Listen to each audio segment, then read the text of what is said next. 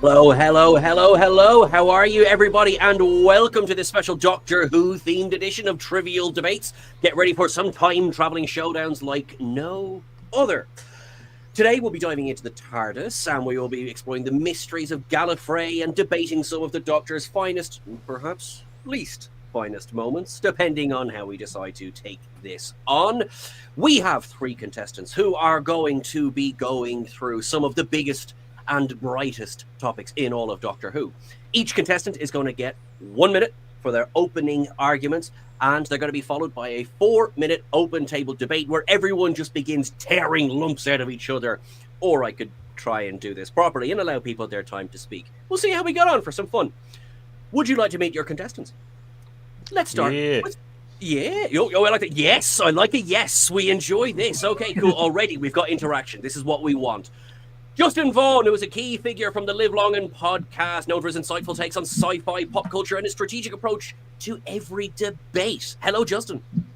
Good day, Sean. How are you today? I'm very good, and not at all doing this by the seat of my pants.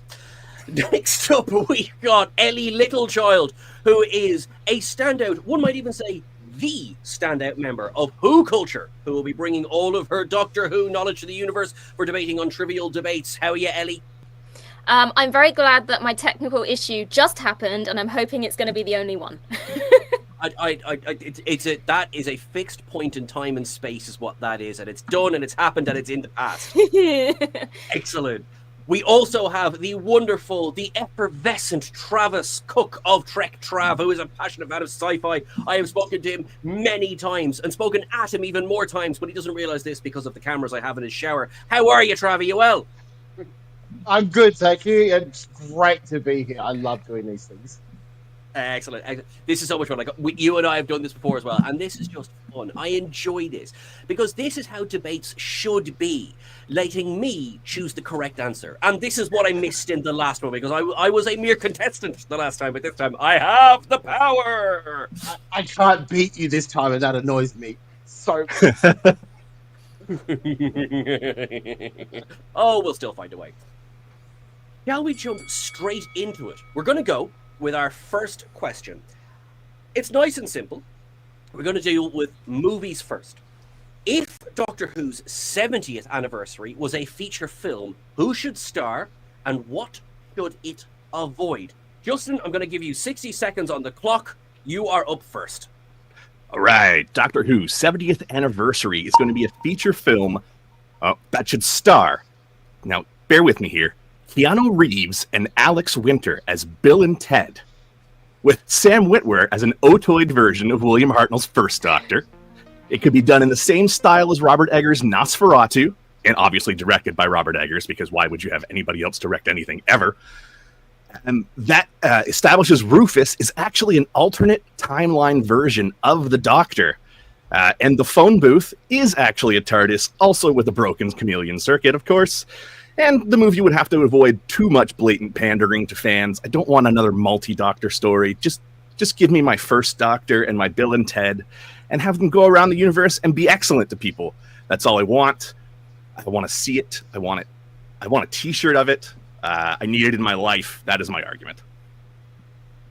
Okay, all right. Nice and succinct. I like it, Justin. Thank you very much. Ellie, you are up next. Okay.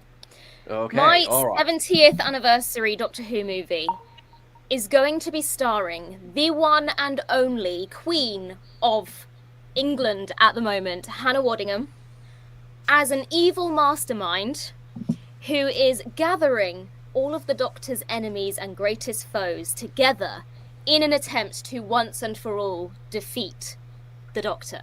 You know, like in a similar vein to the Pandorica Opens, where like all of the Doctor monsters gathered together to put the Doctor in the Pandorica.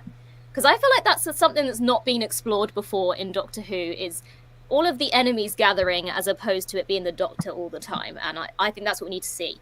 And it should avoid being forced into a multi-Doctor story when it doesn't need to be, and focus on being a multi-villain story as opposed to a multi-Doctor story.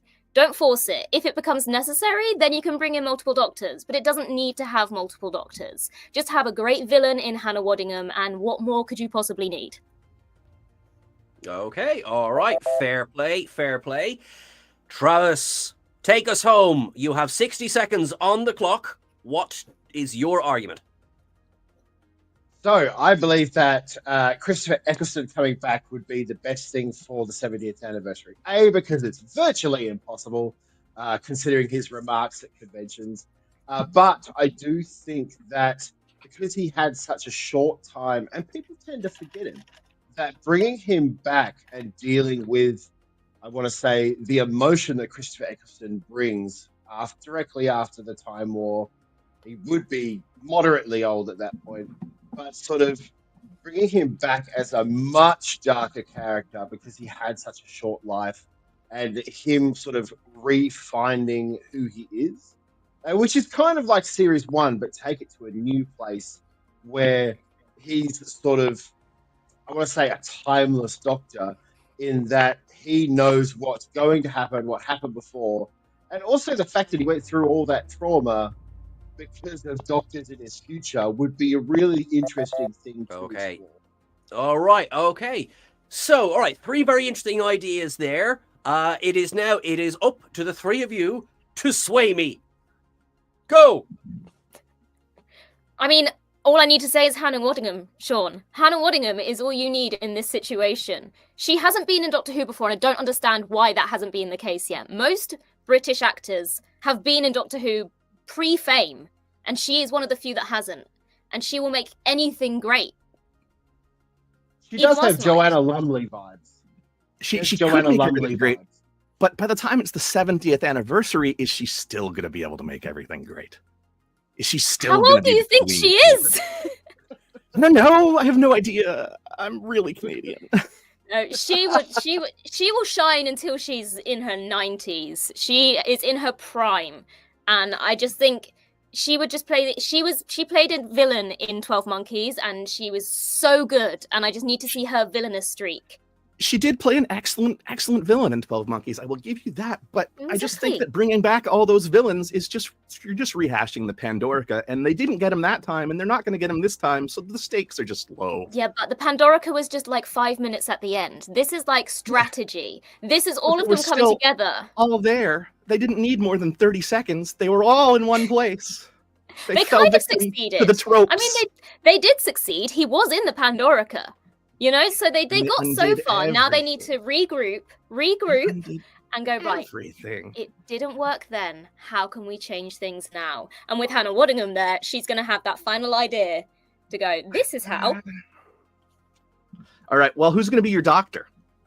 Whoever is the current Doctor at that point in time. Don't overcomplicate it. We don't need to confuse it. We don't need to make it a multi-Doctor story for the sake of being a multi-Doctor story. Put a twist on what's expected and make it a multi-something story, but let's focus on something other than the Doctor for a change, because that's done. It still seems like a rehash of so many plots that we've seen before. I want to bring in Bill and Ted. It throws freshness. It brings excellence to one another. You just imagine you're sitting outside of the Circle K, something strange is amiss, and all of a sudden the actual TARDIS shows up instead of the phone booth. This is just a crossover of all your favorite things. Come on, this has got to be Doctor Who. All the villains. What could be more celebratory? So many of the greatest Doctor Who stories have been crossovers. Doctor Who crossed over with Star Trek. That was an amazing comic book. Yeah, but it wasn't the actual show. Yeah, no. But I don't think there should be an American Doctor either, or a US Doctor. Like Sam Witwer I love and stuff like that, but it's a very British concept. Whereas I think bringing back, like, I want to say Christopher Eccleston is infamous for his hatred of how he was treated in Doctor Who, and bringing him back would be a reward for the actor, proving he's moved on. It'd be a reward for us seeing this one Doctor who we just haven't seen for years, sort of like Tom Baker used to be. But here's the thing. Don't agree with American Doctor. That comparison is heresy. I agree. No American Doctors. However, you said it yourself. Christopher Eccleston is not going to come back. It's not going to happen. Ever. So we need to focus on something realistic here and look at someone who might agree to be in the show. And even if Eccleston did come back, it would feel like he was just doing it for a paycheck. I don't think she would. I think the thing about Hannah Waddingham is that she is so ingrained in like British culture that I think she would just jump at the chance to do it. It's one of those things that she's Disney owns it now. Disney doesn't want it to just be a BBC Look, production. let's be Disney honest, wants they're to not open it up they're to not the they're not going world. to own it. By the 70th, Disney are not going to be On involved with behalf of Doctor Who the anymore. Commonwealth, may I say that's a terrible idea. But you know, we could have an American Doctor Who. He could be orange. No. We could get an orange Doctor Who. Absolutely It could be not. huge. Might be great in No. I the don't ratings. even think there should be an Australian one. The biggest Absolutely ratings ever. not. The best Okay, crowd. I'm going to step in now. All right, Right. that's 4 minutes there. Having listened carefully to each of your points, I am going to give this one to Ellie. Yes! I think it is When she brought up of the three, and with the greatest of respect to my good friends Justin and Travis, I do think it is a combination of the most interesting and the most likely of the two ideas for it the is definitely 70th. much more likely. Also, But I do these guys want to had the see most both fallout. of those spin-offs happen as well. Even if they are relegated to fan film, I would love to see that happen. It's much more likely to see Chris Rex in a fan film, not gonna lie to you. Okay, all right, but well done, everyone. Fair play. That was a good round. Now, nice and simple. This won't result in murder. We're going to go to question 2. Question 2, which modern season of Doctor Who is the strongest and why? And just to be clear, by modern, I mean from the revival beginning with the episode Rose. We are going to go to Ellie first. Ellie, you have 1 minute. Which is the strongest modern season and why? Series 4 is the strongest of the modern era. First of all, because you have the pairing of David Tennant and Catherine Tate, and in my eyes, they are the perfect duo in Doctor Who. There's no romance crammed in there, which sometimes can feel just a little bit weird. I think Series 3 focused too much on this unrequited love that Martha had. It wasn't what Doctor Who is about. Get rid of it. And I think the banter and friendship is really where the companion-doctor relationship is at its strongest, and that's what we saw. But at the same time, we had such an array of episodes. You had episodes like The Fires of Pompeii that was so emotional and gripping. Then you had episodes that were a bit more comical, like The Unicorn and the Wasp. And then we had the epic finale where everyone came together and it was essentially Doctor Who Endgame. It had everything you needed for the greatest Doctor Who series ever. Series 4, by far, the best. Okay, all right. Thank you very much, Ellie, for that one. We are going to move now to Travis, who had quite a strong reaction when Ellie started speaking there. So, Travis, 60 seconds on the clock. What do we got? Series 4, it's very similar to what I'm choosing, which is Series 8, because Peter Capaldi, there's no real romantic feelings between him and Clara. There is a loving, caring relationship. We get to explore the Doctor stripped away, taken away the flashiness of David Tennant or the charming geekiness of Matt Smith. We get to see a Doctor who is very reminiscent of older Doctors, with hints of the newer Doctors, who's dealing with his connection to this person who is everything to him, but not romantically. And the best line, and this is the line that really makes me want Peter Capaldi to win this one, which is, why would you think betraying me would make any difference? He said that line, I literally had a tear in my eye. Peter Capaldi is hands down the best actor, and that season is the best written of the entire Stephen Moffat era. Thank you very much, Travis. Very much appreciated. Justin, bring us home. 60 seconds on the clock. Best modern season of Doctor Who. Best modern season of Doctor Who, hands down, is Series 5. I love Series 4, don't get me wrong. Fantastic. Donna is great. I find Catherine Tate can be a little jarring at times, but I still didn't find they hit their stride just yet. Season 8 was okay. Not a huge fan of Angry Doctor with the eyebrows, but the only problem that I will point out immediately and dismiss that argument is Clara as the impossible girl. So, Series 5. Series 5 is the absolute best in the series because it combines everything from the storytelling to the emotional depth to just the dynamic between Amy and the Doctor, and Amy's character as such a flawed companion, and the way that she's written as such an unlikable person at times makes her one of the most human companions in my mind. The 11th Doctor's youthful charm, along with Amy's whatever manic pixie dream girl, throw it in your face attitude. Really, really did well for one another. The Kraken time arc weaves everything together. Crap. It's any of these are difficult ones to condense into 60 seconds. So thank you very much, Justin. All right, I'm going to put 4 minutes on the clock.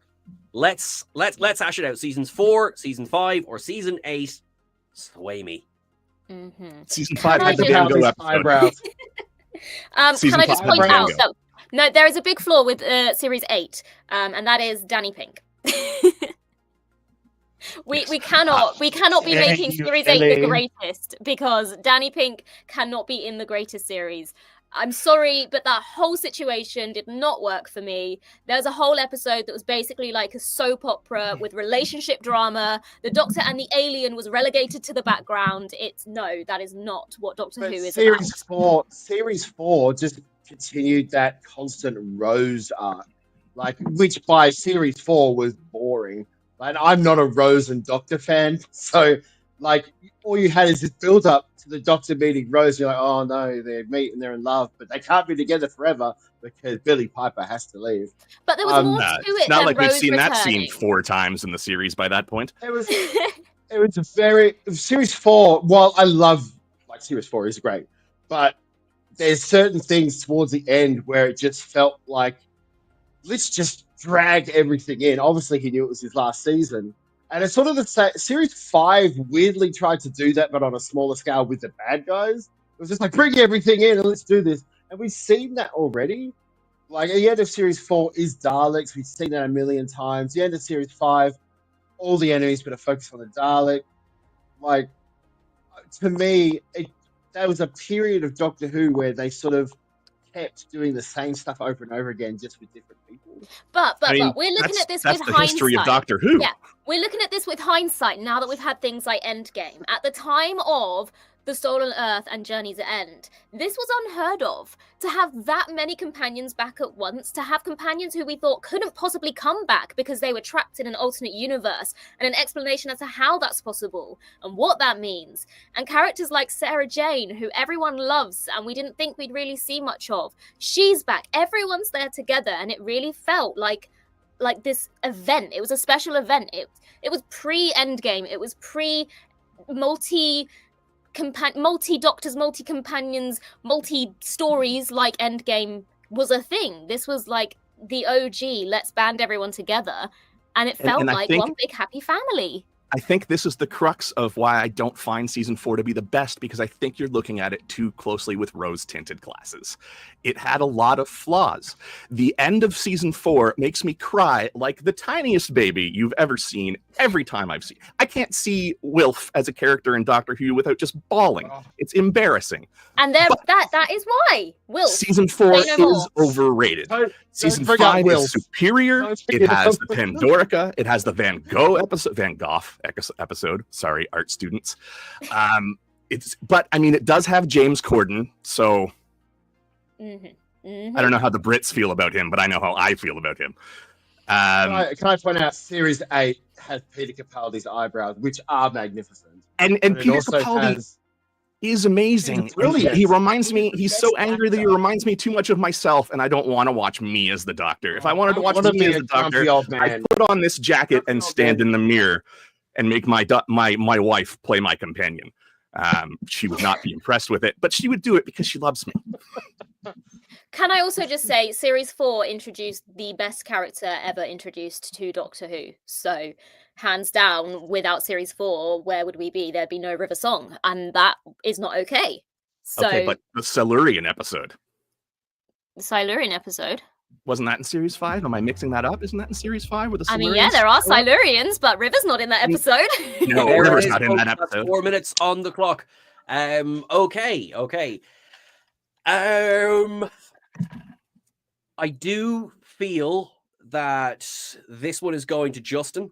I feel that his point that looking back on season 4 with rose-tinted glasses is a very valid one. I do think that Journey's End, A Stolen Earth Journey's End, does kind of retroactively color a lot of season 4, as amazing as it was. I don't even know if I'm supposed to give my thoughts here, but I'm doing it. And I do feel that Justin's argument that 5 is the overall stronger season, I think this one is going to Justin. So thank you, Justin. Thank you, everyone. Good arguments all around. And yes, Travis, Capaldi's eyebrows was this close. It was this close. I dream of being a grumpy old man with witty comebacks. We'll be Facebook friends. You'll get plenty. You're doing perfectly, Sean. Love to hear the thoughts after rounds. You're doing perfectly. Keep going. Oh, thank you very much. Thank you. I was kind of like, oh shit, am I talking too much? Oh, whoops, am I talking too much? Right. No, you're definitely doing perfect. All right. Okay, so we're going to move on now to our. By the way, our previous theme was TV, which I probably should have said. So now the theme is music for question 3. Which is the best version of the opening theme and why? Travis, you're going to open us up for 60 seconds on this one. And just to be clear, this is from An Unearthly Child right up to today. Go. Yes, my choice was the TV movie theme. And I will tell you why. A, I love the middle 8. B, I love an orchestra playing the middle 8. C, I love the fact that the whole theme song builds to a crescendo. It's the first time you really get to hear the Doctor Who theme in anything but really old synth sounds, and it sounds magnificent.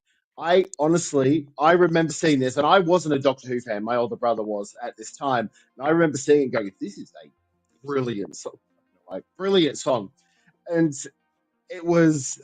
The only reason I watched the Doctor Who movie is because that song was that music, that piece of music with the middle 8, really made it feel like it was action, it was adventure, it was fun, it was silly. It's all through. I'm pretty sure a synthesized orchestra, but an orchestra nonetheless. It was amazing. Thank you very much, Travis. Okay, Justin, 60 seconds on the clock. Favorite theme or the best theme tune and why? Go. Series 4 has the best theme in Doctor Who. The reason that it is Series 4 for me is that the mix is the tightest.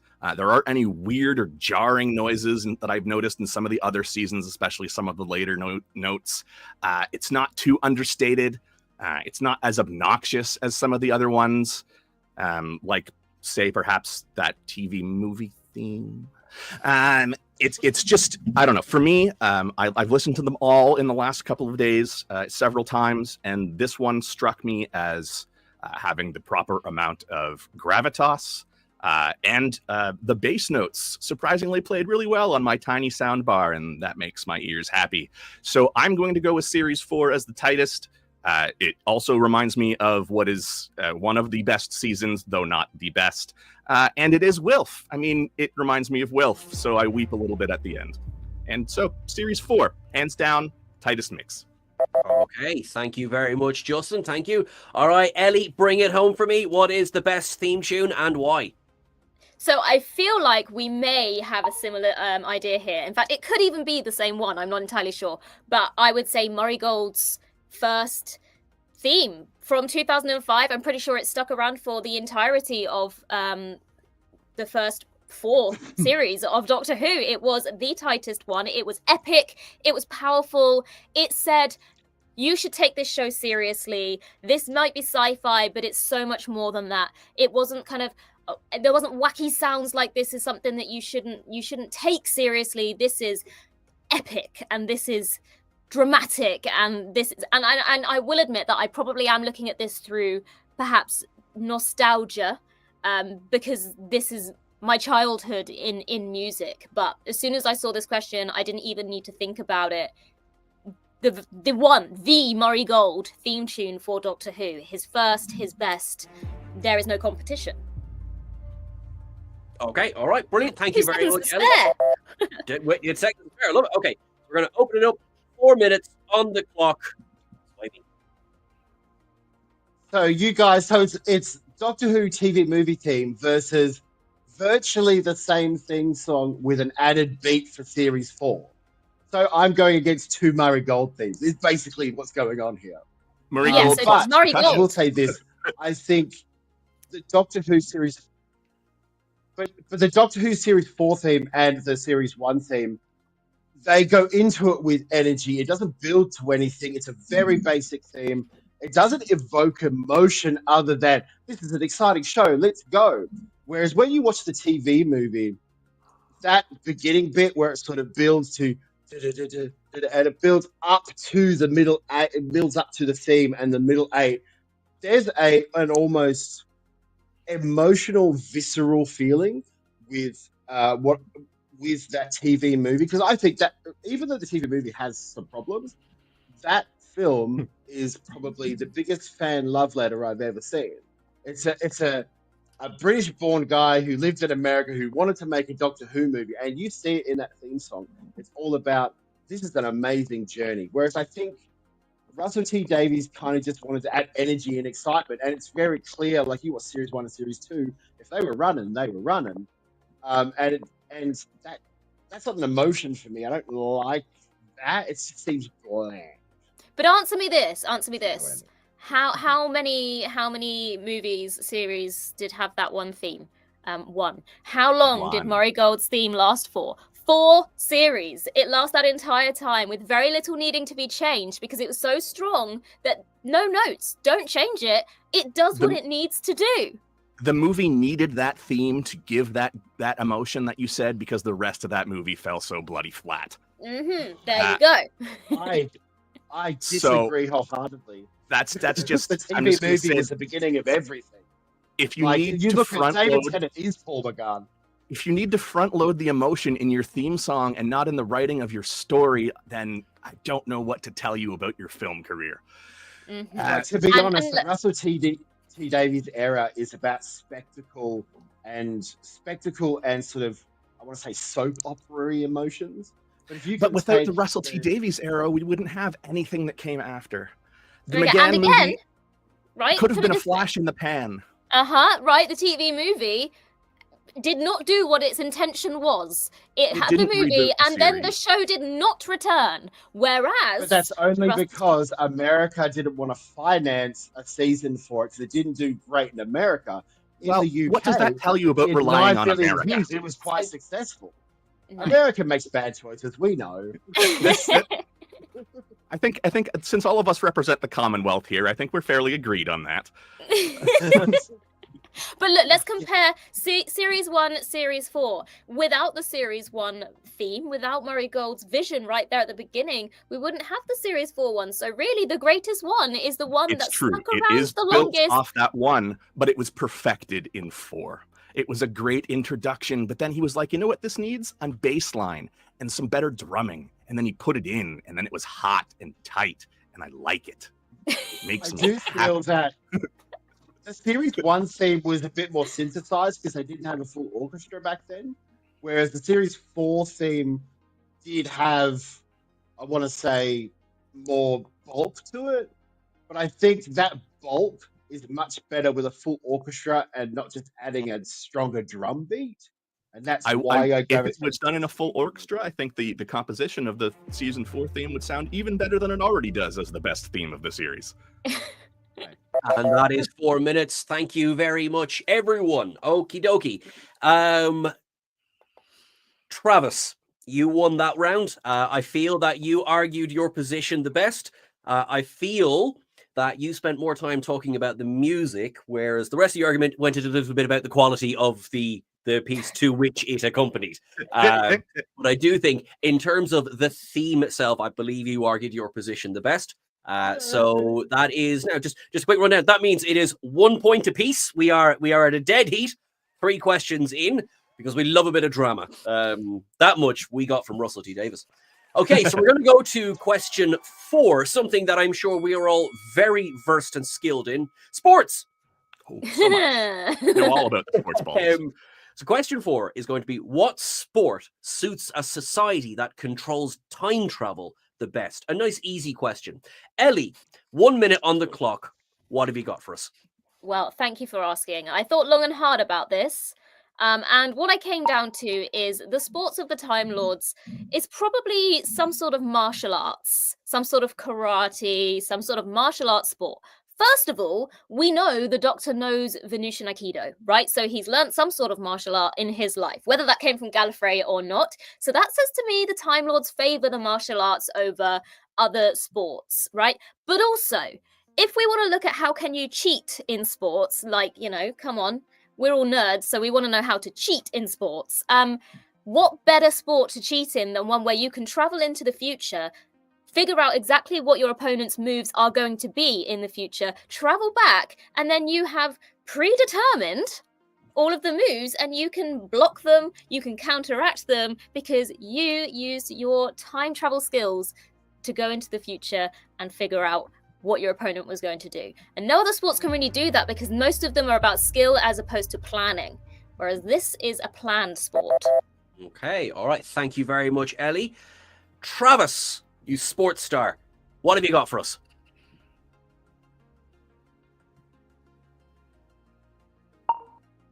I am talking about Aussie rules would be the best. And I don't know if you know anything about Aussie rules, but it is huge in Australia.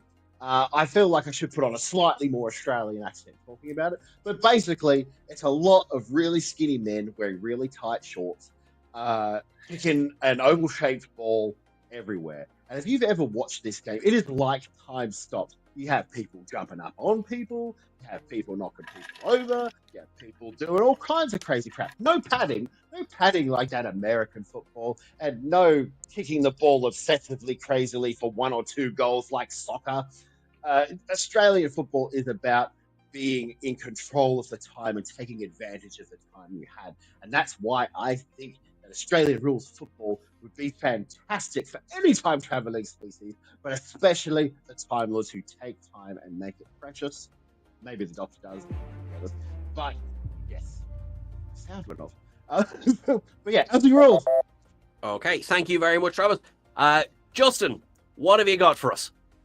We're going to go with extreme competitive hide and seek would be the perfect game for the Time Lords. Now, with extreme competitive hide and seek, there are specific rules that you can never actually write down any of the locations or tell anybody the locations that you find something.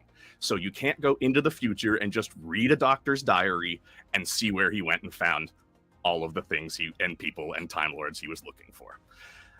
So with hide and seek, you have the whole of history from the absolute end of the universe to the very beginning of time, where you could go and hide, presumably with a TARDIS with a working chameleon circuit, and just blend in anywhere.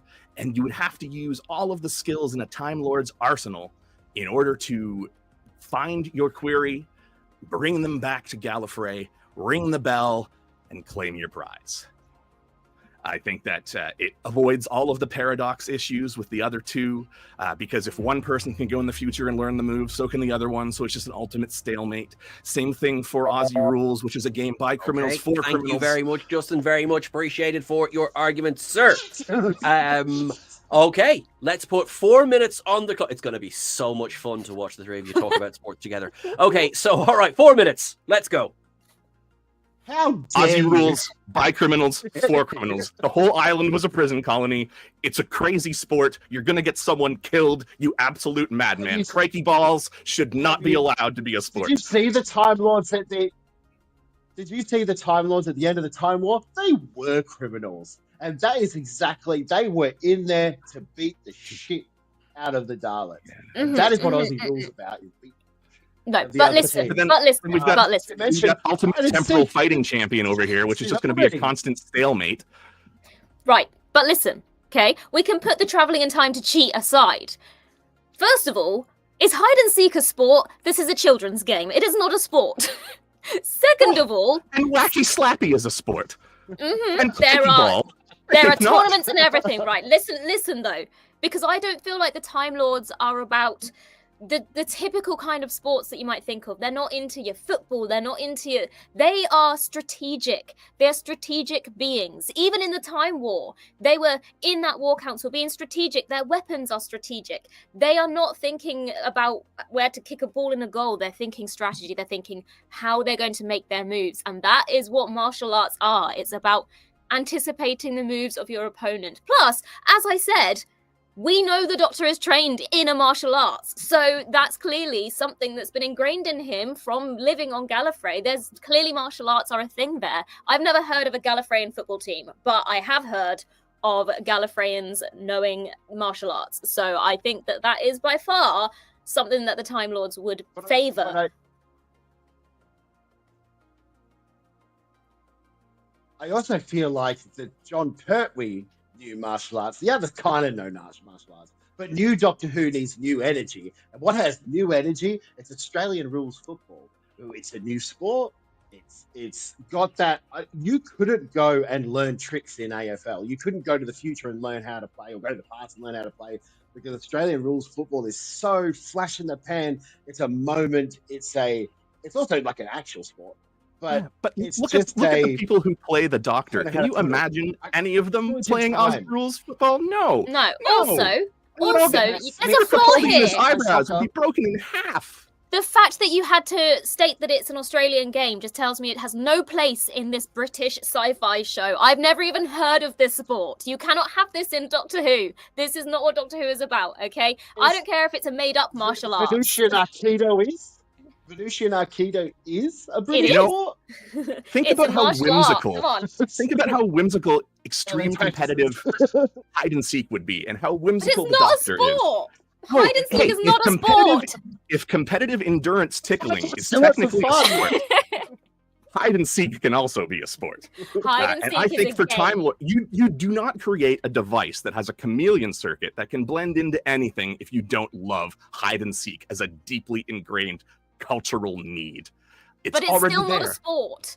I can It's still a agree that sport. hide and It's seek not with a TARDIS sport. is great, It but happens it's all the no time. sport. It creates It's not a sporting. sport. It's a There are very no sporting tournaments event. in hide and seek. We do not have but world there championships could in be. hide and Do seek. you live on martial Gallifrey, arts. Ellie? We do. Gallifrey Actually, I has a do. sport that I I've do, never actually. seen before, because don't I have a expose mug me. that says that I'm on the Council of the Time Lords, so I am an authority here.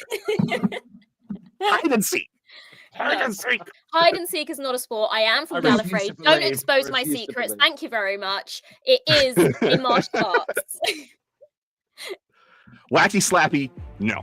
Crikey ball, no. Hide and seek. No, Hide and Gallifrey and martial arts all the way. Okay, that was Aussie beautiful chaos. rules. Thank you very much for that. Okay. This one's hard. This one's hard. I'm going to be very, very strict and say I'm going to keep it to sports that currently exist as defined by sports. Sorry, Boo! Justin. And I'm torn because I feel that 99% of the Doctors will be ripped in half if they tried to play Aussie rules. But The challenge, I though. The think- challenge. Ellie, you talked yourself out of a point by saying that Aussie rules can't exist in this British sport when he does Venusian Aikido. So I think hang I'm on, no, giving this one listen. to Travis. Venusian That's a point- Aikido that's a point exists to in Travis Doctor for that Who. Yes, Venusian Aikido, whatever. Oh yes, don't worry. There's still a couple more questions. People do. No. By no means are we at the finish line yet. We're We not are at the no finish longer line yet. friends. So let's see how we get on with our history question, which should be either easy or incredibly difficult in a Doctor Who quiz. So let's see how we get on. For our history round, what is the worst thing the Doctor has changed in history? I'm very interested to hear the answers here. Travis, you're going to open us up here. 60 seconds on the clock. I'm trying to remember what I wrote. What did he change in history? What did I choose? I have no idea. Anytime he changes, oh, that helps me. So yeah, at the end of this episode, so who's to say that that bomb hitting London in the Second World War didn't kill someone who was a murderer or any other crime or anything like that? And he stops this bomb from happening, restores all of them. Like, there could have been a guy with missing his legs, didn't kill anyone that night. Oh, he's got legs. He's going for a jog. He kills someone. Like, as much as it's good for everybody lives and it's good for him to see everyone's alive, there's surely a criminal ward in that hospital, and these people just came out. Who's to say that that old lady that walked up isn't some crazy maniac? Like, it just doesn't seem, and it's sort of a couple of times, Stephen Moffat handled it a bit better, but in Russell T Davies' era, they seem to just not think about the other things when good things happen. Okay, that's 60 seconds. Thank you very much, Travis. Very much appreciated. All right. Justin, worst thing the Doctor's ever changed in history, 60 seconds. All right. So the worst thing that the Doctor has ever changed in history, in my mind, happened very recently when he changed the word gravity to mavity. So now you've got things like mavitational waves. You've got a movie called Mavity. You've got, it's just, I can't do it. I'm precious about language, and changing such an important word to mavity is a travesty. I think everything else he did in history eventually worked out well. But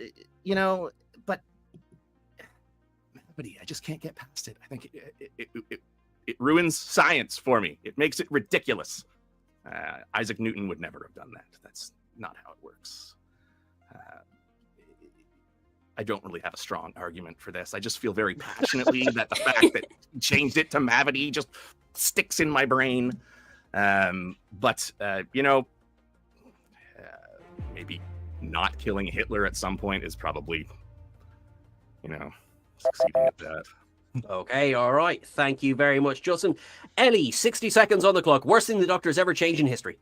But you know what? It's actually quite funny that you said that, Justin, because I think the worst thing that the Doctor ever did in history was save Hitler's life. That's really not what the Doctor should be about. I can't really think of any good things that came out of Hitler being alive. So, saving him, probably not something. I mean, the Doctor did admit that he did do it by accident and didn't intend to do it. But the point still stands that he did do it. And that is not a good thing. In fact, he kind of did it twice, because he saved him from the Tesselector situation and then didn't allow Mel's to kill him either. And I think that was probably the one situation where the Doctor probably could have just turned away, turned a blind eye, and allowed that to happen. And I don't think the world would have ended because of that. And I think the world probably would have been quite grateful for it if he had just, you know what? Let's just let that happen. We'll just let that happen, and I'll just plead ignorance. What happened? I don't know. I was looking that way when that happened. Sorry. Okay, 60 seconds. Right, now, 4 minutes. This is going to be an interesting one. Okay, 4 minutes. Go. I mean, there's no argument. There's really no argument. You cannot say that saving Hitler was not the worst thing the Doctor ever did. To be fair, if the Doctor didn't save Hitler, there'd be very few World War II episodes, which Doctor Who kind of relies on a lot. We wouldn't have gotten so much Winston Churchill. Nothing's going on. We're fine. Look, but there'd be something else they could have focused on. I mean, I'm thinking about the real world here. I mean, put Doctor Who aside for a second. How many people would be saved if the Doctor had actually just let Hitler die? Some events in history, you have to let them happen, because as terrible as they were, the outcome or something learned from it is a positive. There is no positives out of Hitler.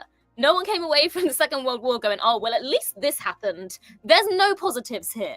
Hitler needed to die, and the Doctor made a boo-boo when he saved him. Okay, let's get philosophical with this then.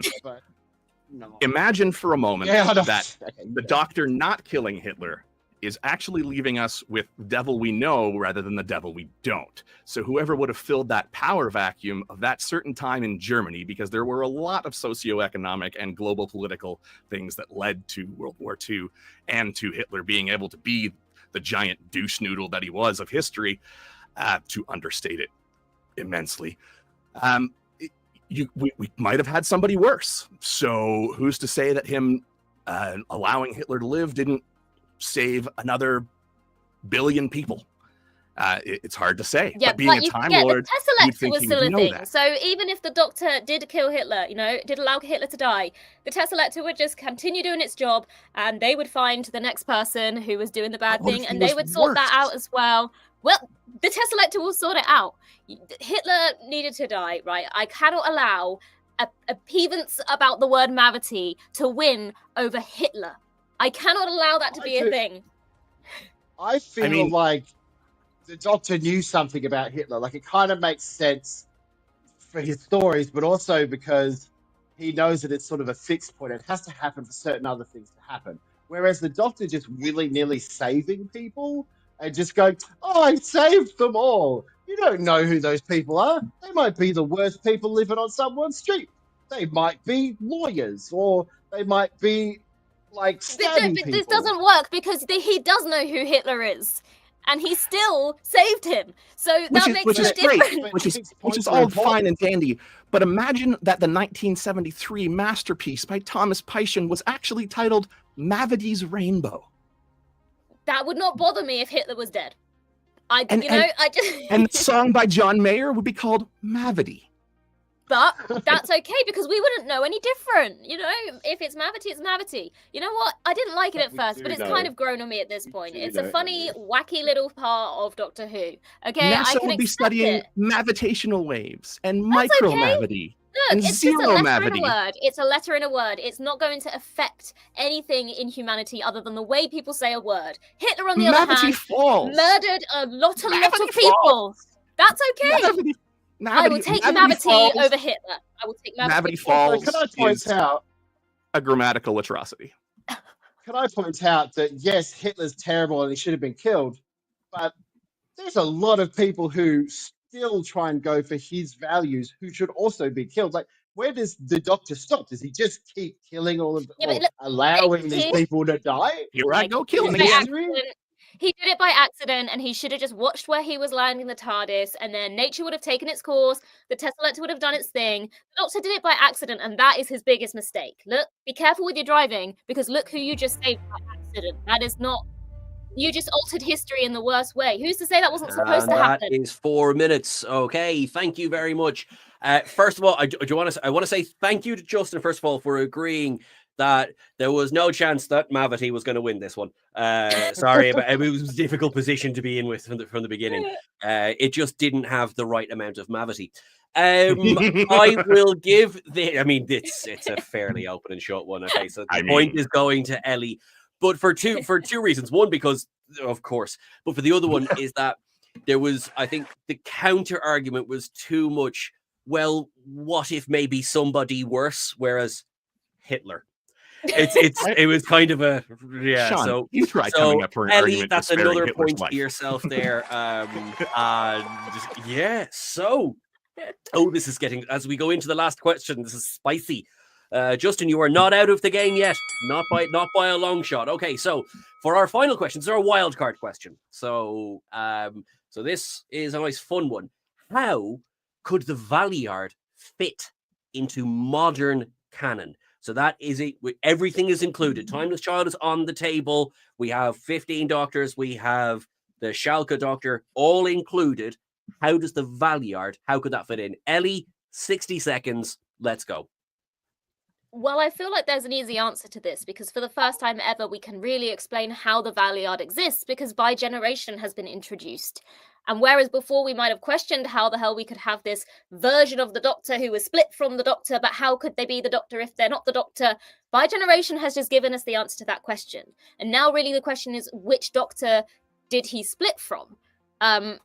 Obviously, there could be Doctors in the future. It could now be, in retrospect, any of the Doctors that have come in the past. It literally has opened all of these doors and avenues for all of these plot holes or these threads that didn't quite make sense in the past to now make sense. And bi-generation is literally the key to these questions. Everyone couldn't understand how we could have this part Doctor, part not Doctor, and this has given us literally the answer. I mean, the 15th Doctor split away from the 14th because of that whole splitting away the personalities. Like, it gives you the answer bi-generation. Simple. Okay, thank you very much, Ellie. Justin, 60 seconds. How could the Valeyard fit into modern canon? Okay, so during one of the greatest comic crossovers ever by IDW Publishing, Star Trek The Next Generation and Doctor Who Assimilation crossed over, creating a bridge between the universes that has been referenced several times in multiple extended universe Doctor Who media, and very thinly veiled references on the show as well, plus an obvious reference to what Captain Kirk would do. So the Valeyard is the Terran Empire version of the Doctor. He had crossed over into the main timeline at some point, and in the Terran universe, he has used up all of his regeneration. So he is here to steal the regenerations that the Doctor has left. And the Council of Time Lords knows this, but they are keeping that information a secret by claiming that he was a projection that they created, or insinuating that he could be a psychic creation like the Dream Lord, or a bi-generation event. Okay, thank you very much, Justin. Travis, 60 seconds. How could the Valeyard fit into modern canon? Well, I certainly think that bi-generation is an interesting idea, although Russell T Davies didn't mention it. It isn't mentioned in the show. It was mentioned in an interview with Russell T Davies.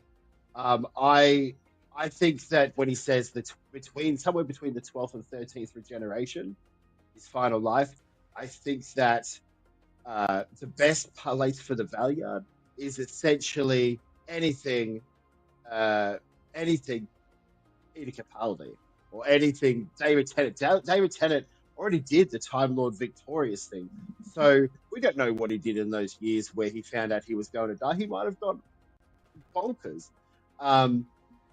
It's one of those things, like, I don't think bi-generation really works because it's not mentioned in the canon, although we don't quite understand bi-generation anyway. I think that it should be a proper regeneration because story-wise, it just makes more sense emotionally for the Doctor to become evil. Okay, thank you very much. Thank you. Right. Okay.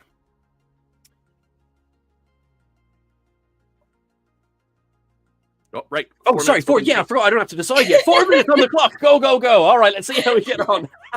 Sorry, guys. Bi-generation, it seemed pretty neat, but when you drill down into it, it was just a gimmick to bring David Tennant back. And inserting the regeneration into an already messed up and convoluted regeneration timeline, I think is just going to muddy the waters even more. It might muddy the waters, but it is literally what the showrunners would do. They've done it in the past. They've introduced the whole Timeless Child arc. So I am taking what Russell T Davies says as what goes, okay? If he says that bi-generation has gone back to all of the Doctors in the past and all of the Doctors in the future, then he is God when it comes to Doctor Who. So if that's what he says, that's what I'm going with. And that is how the Valeyard now exists. Okay, well, when it's written into canon, we'll take that into consideration. Or written into canon like a comic book. That is not in canon. That is in the extended universe. That is not canon. Right. Which I believe that I already couched my answer in the show. Being in the extended universe. Exactly. So you can't say it can't be in canon. How can it be in modern canon? It cannot, because the crossover with Star Trek, as much as I love it, does not exist in canon.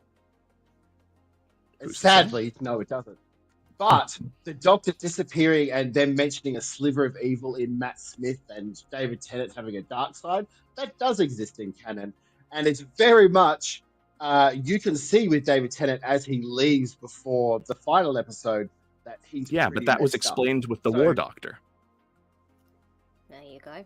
No, I'm talking between, not the 60th, but I'm talking David Tennant's persona, especially after Waters of Mars, where he literally becomes Time Lord Victorious. Okay, so basically what you're saying is the only way this does work is if you use bi-generation in that scenario, because what we've seen so far in canon, we know what David Tennant looked like, we know what Matt Smith looked like. We can't change that, so we can't have a Valeyard in there unless bi-generation occurred down all the Doctors in the past. Now that we know that happens, then yes, he does fit in that gap where the Time Lord Victorious emerged, but because of bi-generation, now we can explain but how once that again, happened. but it's not, bi-generation hasn't been explained in the show. Russell T Davies making a throwaway remark in an interview sort of doesn't.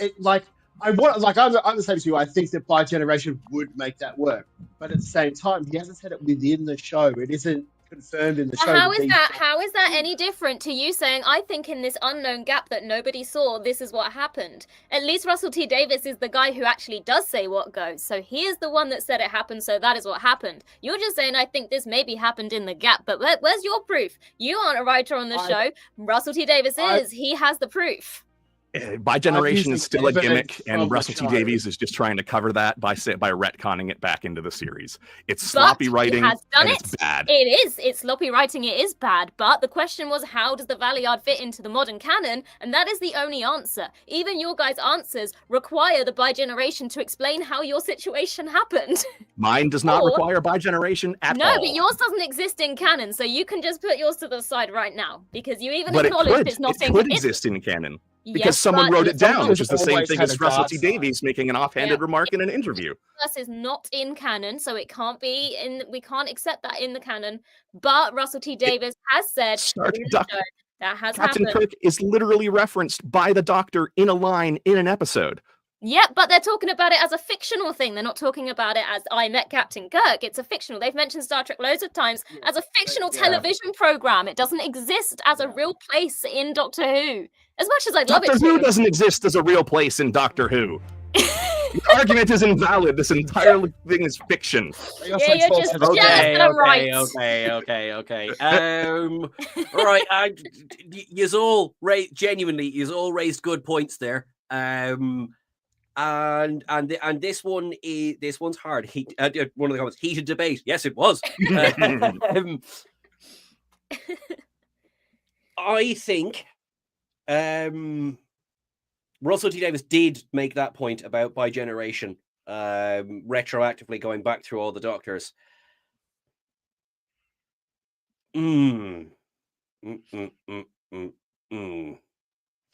We do know that alternate universes exist within Doctor Who canon, as we've seen from the Age of Steel and Rise of the Cybermen, along with many other things. And the Doctor himself is in another universe with Rose, which has been done more times than by generation. Chris, will I give it in trouble if I give this to Justin and we have 3 people in the quickfire round? Well, so I have contingencies for that. If it becomes a very rare 3-way tie, there's a 3-way tie question. Okay, I think I'm going to have to... I genuinely do think Justin got that one. Thank you, Sean. You're very welcome. As I say, all 3 arguments, good. It was a hard one. So, yeah. So much so that Justin's got 2 extra points, apparently. So congratulations. Oh, wait, no. My bad. I was thinking It's of my bonus the point for the round. tuxedo. In fairness, it's my fault for kind of confusing the whole system. So, voice of God, what do we do now? Okay, so we're going to do a 3-way question. When you answer, or you finish reading your question, whoever comes up with their answer first gets to go first, and then everybody else will follow. We'll do 1 minute. Well, actually, we'll do, for time's sake, we'll do 30-second opening remarks, and then we'll do a 1 minute open debate. Whoever has the worst response and worst argument gets eliminated. So that's the case. Let's go. Bang, bang. And the tie-breaking question is... Sean, if you could read. Your TARDIS takes a new shape. It is no longer a phone booth. What is your new TARDIS, and why is it better? A magic school bus is what my TARDIS turns into, and it's better because I could have Miss Frizzle as the Doctor, which is essentially just River Song. So not even the Doctor, it would just be River Song driving the magic school bus. The Doctor would just be hanging out in the back. It would be absolutely amazing. We could go on adventures. We could shrink down and go inside people's bodies. We could learn educational things, all in a giant magic school bus. Okay, you were so fast on that. I'm going to give that's your 30 seconds. Who wants to go next? Me, I've got one.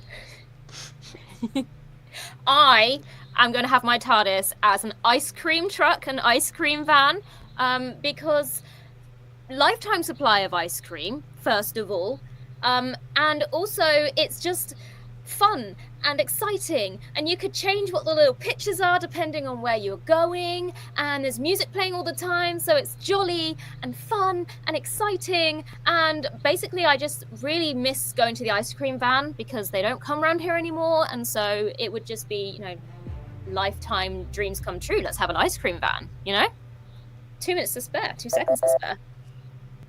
No. Reset the clock. Travis, you're muted. I'm muted, am I? No, you're good. Sorry. So I would just feed the TARDIS schematics for the USS Enterprise, and I would just say, make that for me. Like, surely like if it could use thoughts and stuff, it knows what I perceive the Enterprise as. So then I would have a TARDIS Enterprise hybrid, of which could do everything I wanted. The holodeck, I could get random people on 1,000 people. The Enterprise D, we'll go with that. It'd just be amazing to have two ships involved together. Okay, all right. Well, thank you all three. 1 minute of debate. Dan, I'm not good at this. Okay, go for the debate, guys. Okay. Right.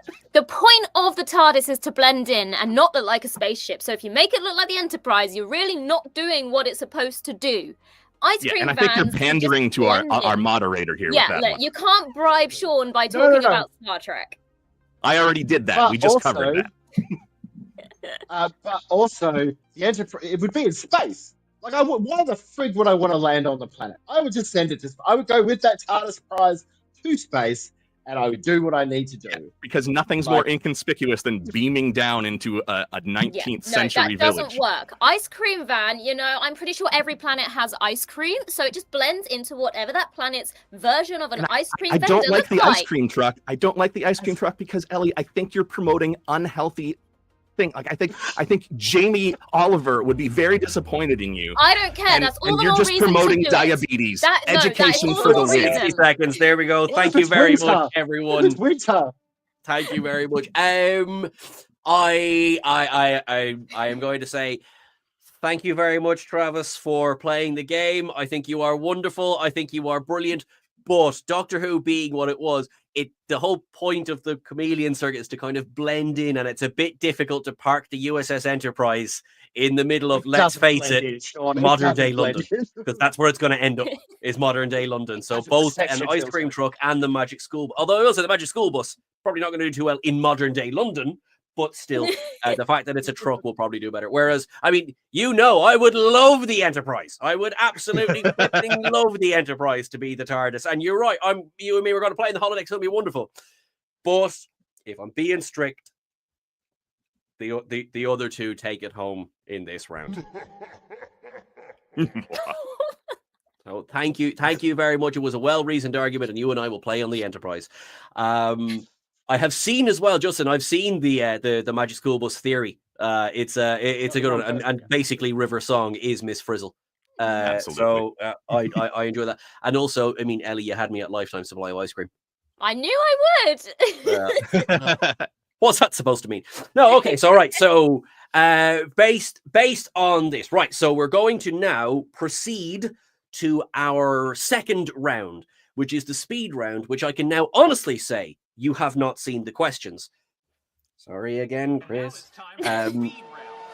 So yes, so this one we are going to same idea, but we're going to be a bit shorter. So you only get 30 seconds to make your opening remarks, and then it's 15 seconds, 15-second rebuttals. Okay, have I got that right? 2 rebuttals each, so 15 seconds, and then somebody will rebuttal, and then that's it. So 2 Brilliant. each. Cool. If we go horribly wrong, which let's face it, we probably will, Chris is here to guide us. So thank you, Chris. You're a gentleman. Right. Okay, so it's the same themes. So we're going to go movies again for our first round.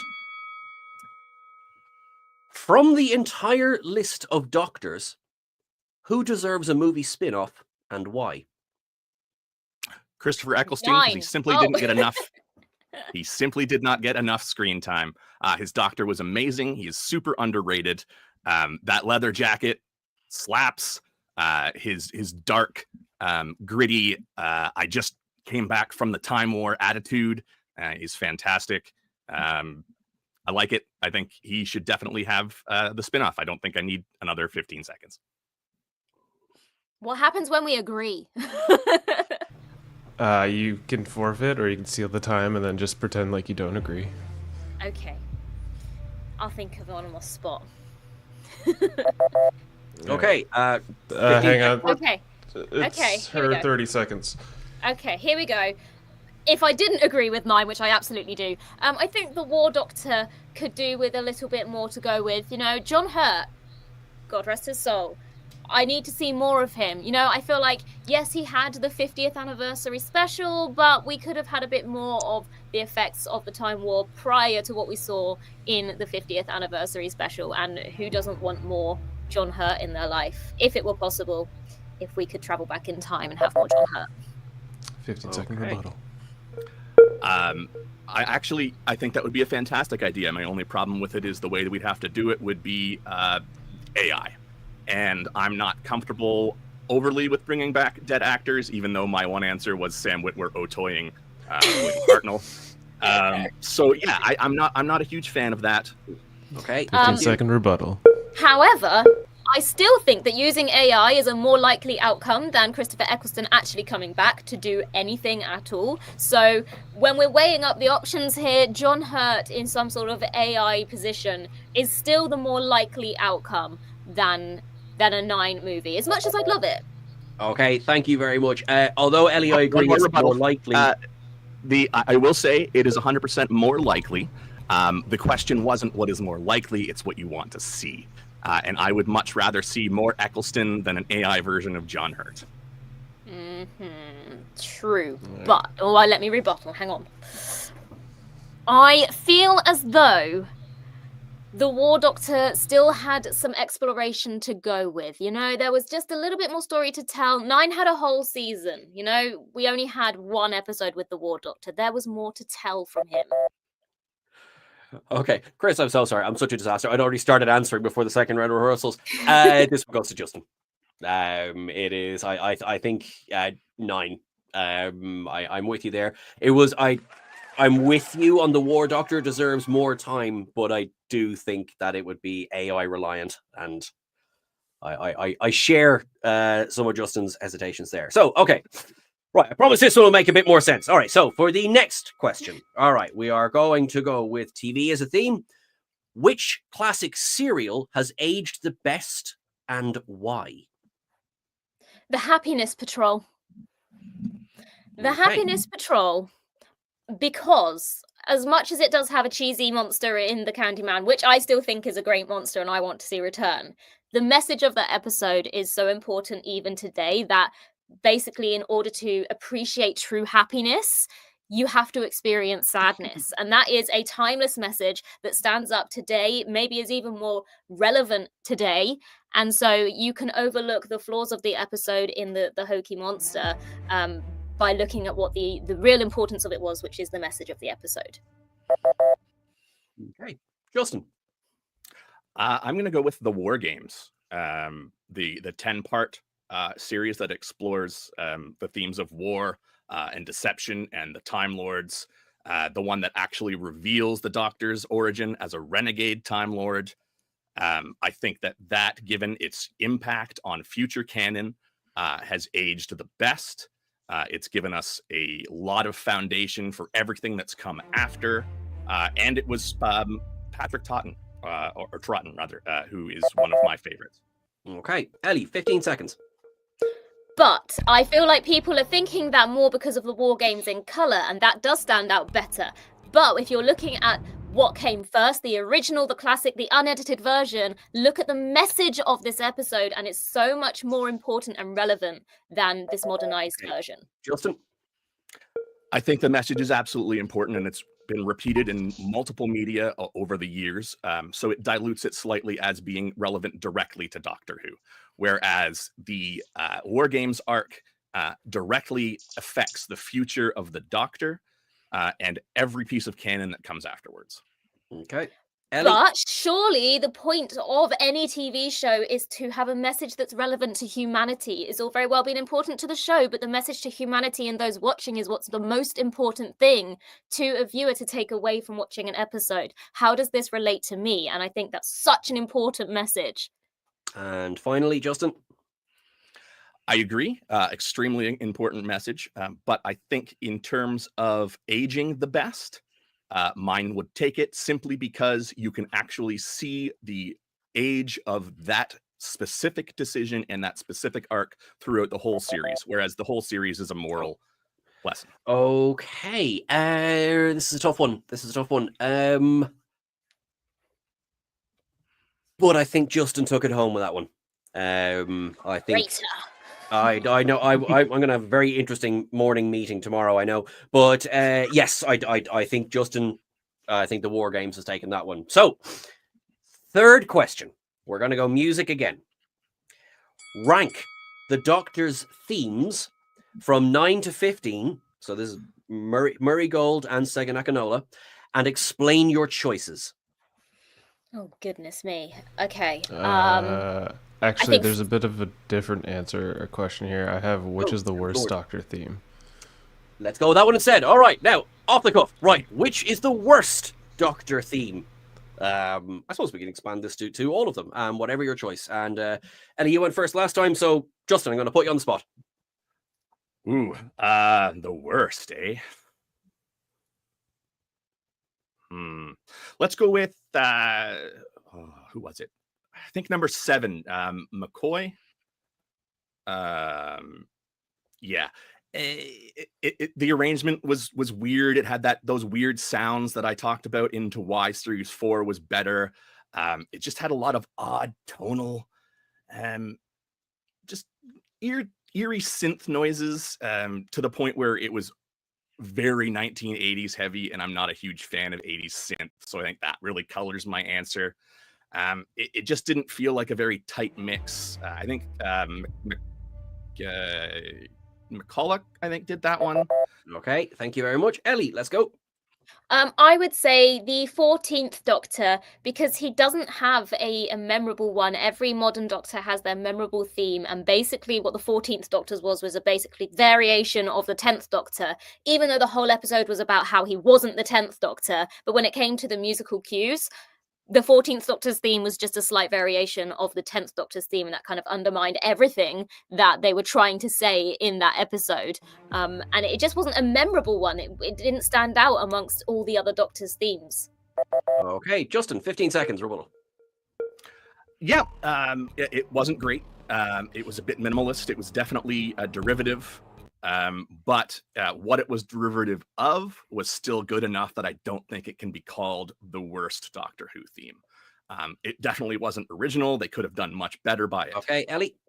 But the classic Doctors didn't necessarily have set themes to them. You know, there was music, but I think the themes were really a thing that came in from the modern series. So if we're looking at the themes specific to certain Doctors and their moments, we have to look at the modern ones, in which case the 14th one just doesn't stand up against all the others. Okay, Justin. Yes, I guess I could argue that that's probably true, but I also think that the 13th Doctor theme was actually worse than the 14th Doctor theme. I think it was too minimalist. So I can think of examples. Yeah, but now you're just changing your answer now to a different answer. You've got to stick with what you said before. You said not. No, I maintain that as my answer. I just think that there's worse examples. 14th Doctor of the modern era had the least memorable. Oh, time's up. All right, okay. I think we'll keep it there, and that one I'm giving to Ellie. Yeah, I think that was different. Justin, I think I could see it. I think you were like, I've got to pick one, don't I? Yeah. So fair enough, Ellie. So the points stand thus: Justin on 4, Ellie on 3. Okay, now we are moving on to once again our sports question. Now, and also I must state for the record that the Hide and Seek World Championship was held from 2010 to 2017. There have also been adult hide and seek competitions, such as the Adult Hide and Seek World Series. Not a sport, my eye. Thank you, Justin, for sharing that information with us. I feel it was important to share that with the audience, lest it be said that I slander the Adult Hide and Seek Championships. But that is not what this question is about. So this question is all 15 main Doctors. All right, so you know what I mean by that. Line up for a race. Who's coming first? These are the Doctors at their peak. So I'm not talking about 11 on Trenzalore. Eccleston. Ellie, you're going to go first. Oh, okay. Are we doing first, second, sorry, third, or just first? Sorry, hang on. I heard Justin first. It's whoever speaks first is the one to go first. So, apologies. Perfect. I did hear No, Justin. that's we'll go my Justin. bad. That's my bad. Eddie, silence. Justin, you first. So, Eccleston, you do see Tennant run quite a bit. Matt Smith can move. He's very lanky. He's got long legs. He's got a good stride. Cheeto could probably do it too. Peter Capaldi isn't even in the running. Jodie Whittaker, I think, would just get distracted by poor writing and not make it to the end of the race. So I'm going to go with Eccleston because I think he was the most fit looking of the modern doctors. And B, I can just see him punching thank the you person very at the much, end of the race. Justin. Ellie, 30 seconds on the clock. 15. The 15th Doctor is coming first in that race. He is the most fit, the most energetic. We saw him doing some great running in the Christmas special. I just feel like of all the Doctors, he's young, he's able. I mean, I know Matt Smith was young, but he's just too fumbly. I just don't see him being the kind of sprinting around type. And I just feel like 15 has the look, has the vibes, has the energy to be coming first in every race. Oh, I had a few seconds. Okay, thank you very much. Justin, 15-second rebuttal. I think that you make some good points, but I think you're being blinded by his charisma. I think that Eccleston would beat him in a race simply by virtue of the sheer intensity of his Doctor. He would be so focused on winning that race that Nope, it would just... Thank you very much. All right, over to Ellie. Eccleston would be so stubborn that he would just stand still and refuse to join in the race, and therefore would just forfeit any winning of the race. Whereas 15 is up for the challenge. He is there, he is ready to go, and he is going to be running like hell because he will take the challenge. Okay, thank you very much. Justin, do you have anything to say to that? I do. I think 15 would be great. Unfortunately, he'd be holding hands with 14 the whole time, and I think that would slow him down a bit.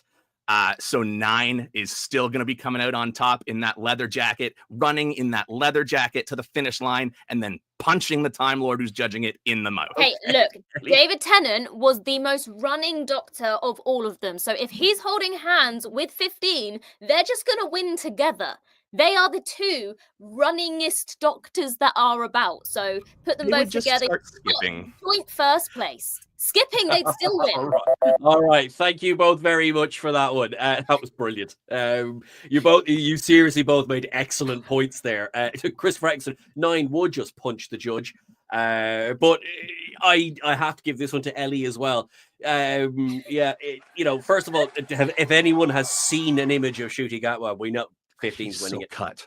Yeah, it's ridiculous. Like as we sit here right now, he is currently increasing his strength and stamina. Like that's what he does when he's not on camera. Okay. Well done, both of you. That was brilliant. Okay. So now we're at a dead heat again because drama. Okay, so we are now going to our history question again. Oh my goodness. If the Doctor could change one thing in history to improve humanity's future, what would it be and why? Save the Library of Alexandria or stop the Archduke Franz Ferdinand assassin? Save the library. Okay, let's go. With the political climate around World War I, the assassination of the Archduke Ferdinand, while it did set off the powder keg, there was many other things going on at that time that would have done the same thing. Whereas saving the Library of Alexandria would have ripples throughout history. We would have so much more classic literature. We would know so much more about classic societies. History would be enriched. Academia would be enriched. Our entire culture could be enriched by the saving of Alexandria. Whereas I think if you save the Archduke Ferdinand, World War I. Thank you very much, Justin. Very good. Ellie, 30 seconds. Save books. Save lives. Save books. Save lives. I mean, I feel like when we're looking at war, we've got to prioritize the saving of lives here. I mean, yes, it would be lovely to see all this literature saved, and it would be lovely to learn more that we didn't know.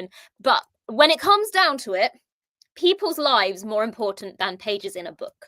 So not really any question there. I feel it's the same situation as Hitler, really, isn't it?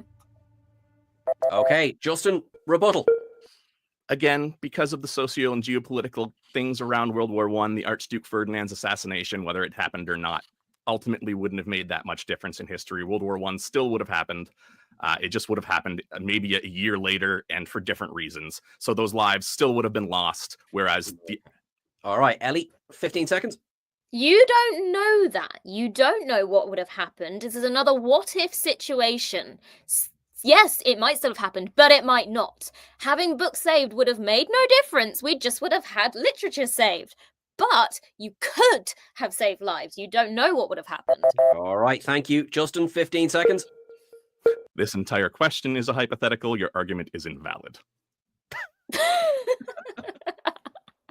You can just let the 10 seconds run out in silence. If you'd like. we could let them go back in silence, but we could literally just twist it around the same way. Like, let's just argue that the question is stupid. All right. Because of the rules of the game, Ellie, you have another 15 seconds. I'm just going to stand by it. Lives over literature. What if this is the whole situation? But I still think in the balance of things, lives over literature every single time. We don't know what might have happened. All right. Thank you very much for that one. That was interesting. Ellie, I really enjoyed your argument, and I think it worked for the Hitler one, but I agree with Justin that World War I was going to happen regardless. I think that World War I is a fixed point in time, so I think save the library for that one. So that point is going to Justin for that round. Okay.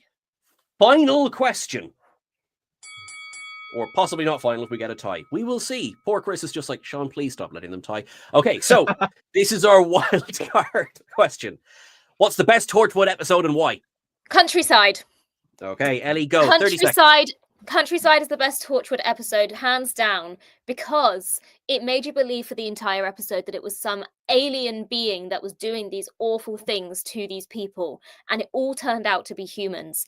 And it just was this twist that it hit you so much harder that these awful things that were happening were not done by some alien being who perhaps didn't understand humanity, or it was human beings and they knew exactly what it was they were doing. They had no excuse for it, and it just was the creepiest, it sticks in my mind so much. It was awful.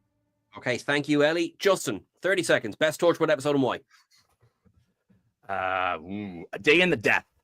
Okay. So this one had a lot of emotional impact for me. Owen himself was one of my favorite characters in Torchwood. I just think that everything in this episode really showcases what Torchwood was capable of being. It's probably my favorite part of Doctor Who, even more so than Doctor Who itself, which I'm ashamed to admit. Okay, thank you very much. Ellie, 15-second rebuttal. I think the whole situation with Owen just got dragged out for way too long. When we go back to the beginning of Torchwood, when it was focusing on being this scarier version of Doctor Who and really showing that we could have this show for adults, and the whole cannibal situation was just such a strong story. Thank you, Ellie. Justin, 15 seconds.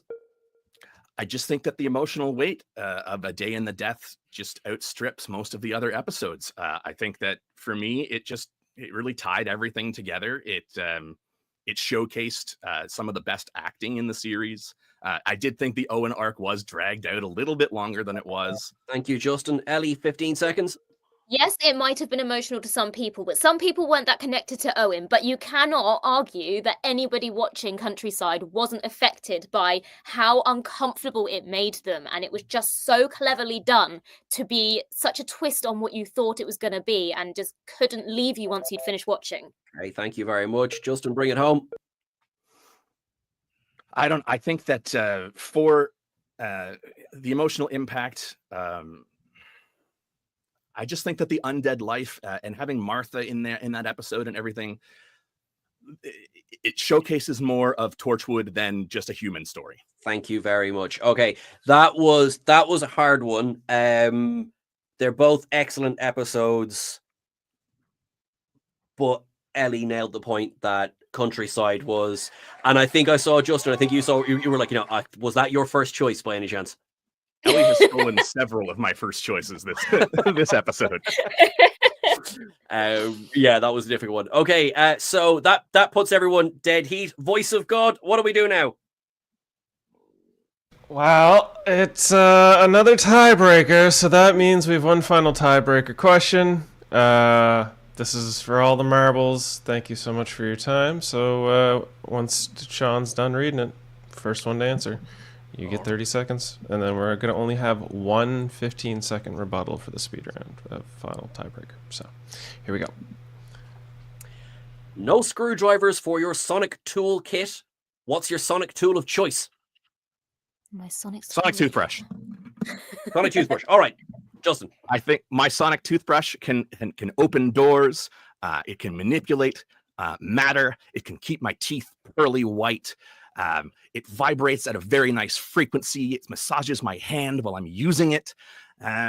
It's just all around my sonic toothbrush. I would never leave my TARDIS without it. My magic school bus would have a special holder for it right up front, and I'd plop it in there. And every time I leave, I'd bring out my sonic toothbrush, and I would go adventure in the galaxy with the whitest teeth and the most massaged hands imaginable.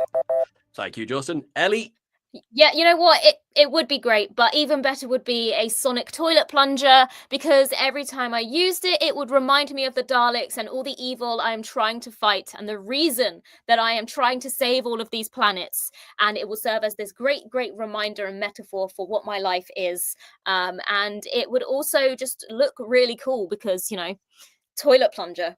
You know, we don't want to look cool in the basic sense. We want to look cool in the abstract sense. And so it's a reminder and a great tool as well. And you can unblock toilets. All right, Justin, 15 seconds. Personally, I'd rather my sonic device not be a vector for norovirus, but that's just me. I think traveling around the universe with a poop-covered stick isn't really what my doctor would feel like. I think the whiter teeth and my massaged hands are the better choice. Okay, Ellie? Kind of the same situation here. If you're waving your toothbrush around in God knows what places around the world, and then you're putting that into your mouth to clean your teeth, equally just as filthy and disgusting. And sonic toilet plunger is going nowhere near my mouth. So as long as I'm washing my hands, that norovirus is getting nowhere near me. But that toothbrush is going in your mouth, and you don't know where it's been. Okay. Right, thank you both very much. Ellie, much as I enjoy the idea of reclaiming the weapon of the enemy, I do think I have to give that one to the sonic toothbrush. Justin, that point goes to yourself, which means thank you very much, Justin. You have won this Doctor Who debate. Well done.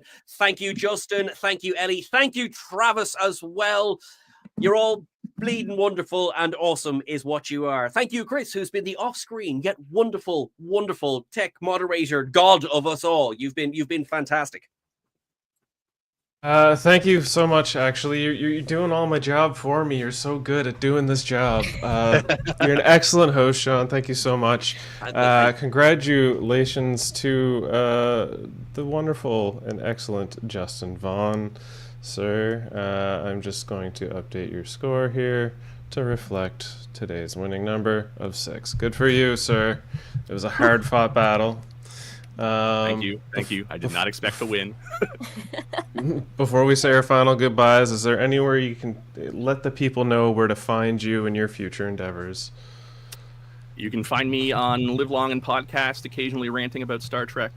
If you've watched Section 31, you can watch me rage about that in our live stream review. Normally, I don't like dumping on things entirely, but... And you can find me on Blue Sky at Justin Velociraptor. Fabulous. Thank you so much. And Ellie Littlechild, thank you for spending some time to talk Doctor Who. You are an excellent competitor. You were my dead ringer for this episode, you being the host of Who Culture and all. So where can people find you in your future endeavors? Yeah, well, you can find me on Who Culture and Trek Culture. We will also be having some discussions about Section 31 in the upcoming week, won't we, Sean? So, and also on all the socials, Instagram, Twitter, Blue Sky, all of them. You just search Ellie Littlechild. There's not many of me. There's not many people with that name, so you'll find me pretty easily. Fabulous. And to our friend Travis Cook, Trek Trav, all the way from Australia in the wee hours of the morning, thank you so much for joining us. Where can the people find you in your future endeavors? Okay, it's fun. This one was more tense. Yeah, you can find me at Trek Trav, Trek.Trav, anything Trek Trav. Just type Trek Trav, and I'm there in some capacity. Wonderful. Thank you again for joining us. You'll be on again, surely. And to our wonderful host, Sean Ferrick, where may the people find you and your future endeavors, good sir? Thank you so much, Chris. I really appreciate this. Similar to Ellie, I have a unique-ish name, so type in Sean Ferrick, and I tend to come up on the various socials. Obviously, you can find us on Trek Culture. We're on YouTube. We're on all of the socials. We're predominantly on Blue Sky at the moment, although Ellie may slap my hand because I know she's looking after our TikTok and Instagram accounts, so thank you very much, Ellie. Yes, we have our very short ups and downs for Section 31 dropped there the other day. Still playing. Somebody hit play on Friday and it's still going. And we will be having podcasts as well, so a lot of discussion about Section 31 over the next while. Yeah, thank you so much for having us. I can only say as well, like, I feel so bad for poor Travis. The poor man's up at like the all hours of the morning, and thank you so much. You're a great sport, is what you are, and this was a lot of fun, and it was better for you being here. Yes. Thank you. I can go to sleep. You can go take a nap, wake back up for noon. I want to thank you all again for Australia Day today. Oh, excellent. Well, Happy Australia Day. Happy Australia Day. But yeah, thank you everybody once again for taking the time to join us here this afternoon, and those watching. You can find more of our endeavors at the United Federation podcast. You'll see all the information there in the stinger. Hopefully you'll be able to join us next month in February, where I'm thinking of doing some a little Farscape themed episode, so I'm going to find some competitors for that. I was going to have a tagline, but my brain froze. Anyway, we're going to end this. We're going to end this wonderful show. Thank you all once and again, and live long, podcast, and have a good time. Ciao. Beam up some Star Trek content with Live Long and Podcast. Tune in to X-Rated, the X-Men animated review show. Artistic interviews with graphic histories. A roundtable movie discussion with Hey, did you see this one? And movie reviews with Hold Up, a movie podcast. And while you're at it, spin a few records with Eamon on Track. Watch us duke it out on Trivial Debates. And let's chat about TV with the Super Mater Brothers. It's all here on the United Federation of Podcasts.